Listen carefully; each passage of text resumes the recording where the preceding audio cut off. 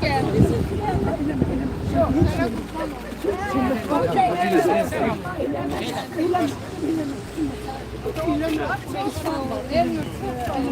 Çok sağ ol. İnşallah. Banu. Gel bu tarafa, gel kuponu.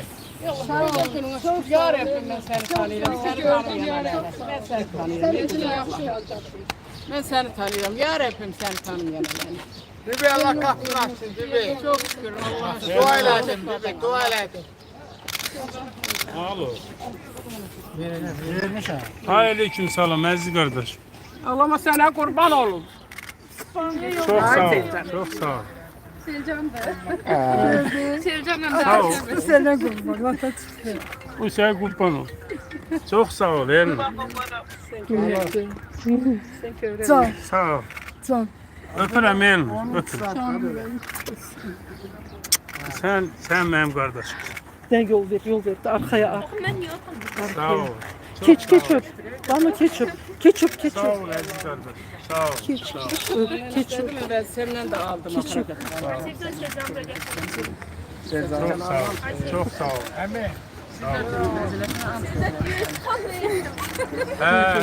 Bacım necəsin? İnşallah arzulam. Bu günlerde Allah Hüseyin orada çıkacak bir yerde olacak. Keç. Sağ ol. Zaten gözün aydın olsun ha. Gözün aydın Sağ ol olsun. kızım, Güzelim. sağ ol. Servis geçti hastanede. Sen kurban olsun ata. Şirin balım. Dün bağışta da görüntülü zenginliyim ben. Bağışa. Eve kadar da aldım. Gedek. Əmi, sağ ol əmi. Güzel. Kardeşim, ben günler. Gəlin köməyinə. O beşler geldi mi? He, onlar Əmi, geldi. sağ ol. Salam əmi. Salam. Evet. Salam. Salam. Sağ ol. Sağ ol. Sağ ol. Ama sağ ol. Evet. Eli uşaqlı bak. Evet, uşağı tutana bakın, uşağı tutana bak.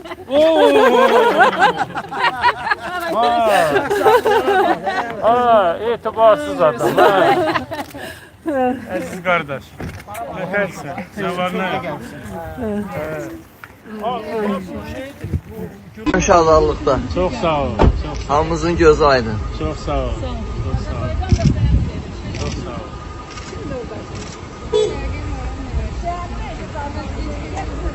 Əvəz bəy, səhhətiniz indi necədir? Özünüzü necə hiss edirsiniz? Valla çok ağır bir diagnoz var. Çok ağır bir diagnoz var. Ağrılarım var, müəyyən yorğunluqlar olur, müəyyən halsızlıqlar olur. Yəqin ki, elə inşallah ilk prioritet işimiz sağlıqla, səhhətlə bağlı olacaq. Əvəz bəy, bir sual da verim, çox vaxtınızı almayın. Bu sizin səhhətinizlə bağlı müraciət edən hüquq müdafiəçiləri oldu, həmkarlarımız oldu. Onlarla bağlı nə demək istəyirsiniz? Hamısına təşəkkür edirəm. Hamısına. Azərbaycanda 7-dən 77-yə qədər həm hüquq müdafiəçilərinə, həm ictimai siyasi mühitə, həm vətəndaş cəmiyyətin üzvlərinə, hər kəsə çox böyük təşəkkürüm var.